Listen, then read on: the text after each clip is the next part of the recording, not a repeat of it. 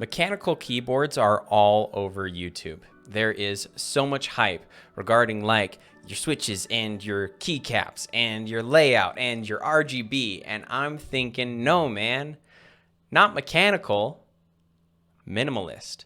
So I bought 9 minimalist keyboards, all under $60, to see which one would be best for the kind of person who wants a little less bulk and a little bit less clickety-clacky coming from their fingertips. I decided to rank these keyboards, even though this list is anything but exhaustive. There are a lot of keyboards on Amazon, and I just decided to pick 9 different ones that looked a little bit different, kind of had a different sort of style, but that all still fit the minimalist vibe. I'm only a semi-minimalist myself. I don't like big and bulky things, and I don't like clutter, but I do own more than one pair of shoes. So for my desk setup, I prefer something that is low profile, because the less space it takes up on my desk, the less space it takes up in my head, and the more focus I can give to the work I actually do. So there you have it. Let's get into it. Coming in at number 9, we have the RATEL Silent Wireless Mouse and Keyboard Combo. This one costs just under $33 and has a really nice matte black finish. It's battery powered. It has a very smooth feeling mouse, especially on hard surfaces, that comes with a DPI button. It uses a wireless 2.4 gigahertz USB receiver. Actually, a lot of these do. It has a full-size number pad and a dedicated set of media keys. The top is a really nice feeling plastic, and the bottom is all metal, which gives it a good amount of heft and some rigidity. Honestly, the only downfall to this keyboard is that my unit specifically didn't lay flat, and I can't recommend a product that doesn't lay flat, because when you're typing on it, it rattles and it hits the desk over and over again. And again, like, that's really the only problem. If it didn't have that problem, if it did lay flat, then I would have ranked this one much higher. But even if it's just my unit, it led to a bad typing experience, and for that, I can't give it a better spot other than number 9. For number 8, we have the FENIFOX wireless keyboard and mouse combo. This combo costs around $35, and there is absolutely nothing remarkably good about this set. The aesthetic seems to be kind of like a hodgepodge of good ideas. The mouse is glossy, the back of the keyboard is kind of like this carbon fiber thing, and then the top of the keyboard is like a space gray, but like very plasticky space gray. And so it didn't seem like they had a consistent design aesthetic. Now, to be fair, there is nothing remarkably wrong with this keyboard either. It types just fine. The mouse is agreeably smooth. It worked right out of the box. But one of the things that did really bother me is that because of its compact design, a decision had to be made about whether we were going to get rid of the right control button or the menu button, and they decided to get rid of the control button.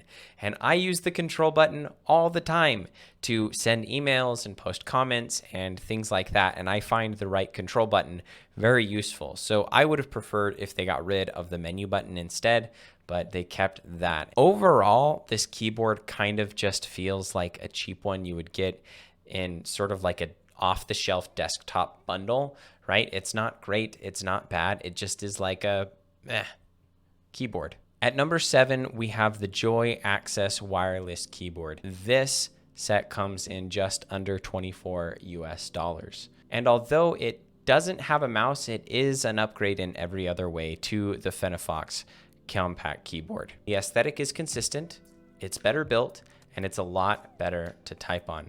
I am not a fan of compact keyboards, generally speaking, but this one I actually didn't have too hard of a time getting used to. It is very quiet and it's easy on your hands, and overall it's just kind of an accessory worth having. And so I definitely wanted to put this one in there because it did feel pretty good to type on. If you're somebody who likes the more compact design, this is definitely one to look at. The place of number 6 goes to the VICTSING wireless keyboard. If you want to pick this keyboard up, it will cost you just around $28. And this is where the keyboard started to impress me. It's the first time that I really picked up a keyboard, started typing on it, and went like, whoa, this actually feels pretty good to type on. The product is charged via USB, but it's USB-C instead of micro USB, which I thought was kind of a nice touch. Its only real downfall was that it put form over function. Like literally, there is no left function key and there's no function lock either, which means that if you're going to use the dedicated media keys, everything is a 2-keystroke process. It just wasn't super practical to use. This was my favorite keyboard to type on until I had to come to grips with the reality that it doesn't have a function key. Number 5 pretty easily goes to the SEENDA compact combo. I accidentally bought 3 SEENDA keyboards, which made me feel pretty stupid, but they are fairly different. And this one comes in at just around $27 US and is battery powered. Now, the gray color was a little bit too blue for my taste, but other than that, things were really great. The mouse wasn't wonderful, but it was a mouse and it worked.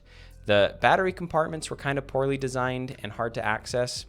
There was also a little bit of a deck flex towards the center of the keyboard, which sometimes rattled when you typed on it. But like I said, it is an upgrade from the other compact keyboards, and I did really enjoy typing on this one, and it just felt really good to use, generally speaking. All of the negative things I said about it were kind of nitpicky, which I guess is kind of my job in doing these reviews. So there you have that. Number 4 is the SEENDA that I'm currently using, or that I was using before I made this video. When I made the switch to Windows, I went on Amazon and I just picked up the first keyboard I could find that looked semi-nice and was a decent price, and that was the standard SEENDA keyboard that I'm using now. It's all plastic, kind of run-of-the-mill, just a combo keyboard. The mouse works well, the keyboard has a good amount of functionality, typing is pretty good, the mouse is pretty good. Overall, it's just a pretty decent experience. It is kind of a cheap plastic, so it doesn't feel premium, but it feels okay, and you know, it doesn't sound the best, and it's not the most minimal. It's just a solid keyboard, and nothing is wrong with it, which is kind of something that makes it unique in a good way, I guess. Coming in at number 3, we have the SEENDA Ultra Thin wireless keyboard. For $37, this keyboard and mouse combo might be the perfect keyboard for the dedicated minimalist. It's basically an upgraded version of the previous SEENDA in every way. It's thinner, it's got a flatter mouse, it's made of metal, it's got a nicer finish and a better typing experience. Everything about it is just a lot better. I used to be a Mac fanboy, and so this keyboard felt quite a bit like typing on one of the old Magic keyboards. Overall, I just thought it felt really, really good and functional. It was a very enjoyable experience. And like I said, the mouse is really flat. It's probably its only downside is that I didn't find the mouse comfortable to use, but it definitely takes the cake, this combo, as far as being the king of low profile for sure. In number 2, we have the Jellycomb multi-device Bluetooth keyboard. This is the only keyboard that is Bluetooth, and this one actually has some pretty cool built-in functionality, even though it is the most expensive keyboard by quite a bit, coming in at just around $60. The secret functionality to this keyboard, well, it's actually not a secret, it's in the title.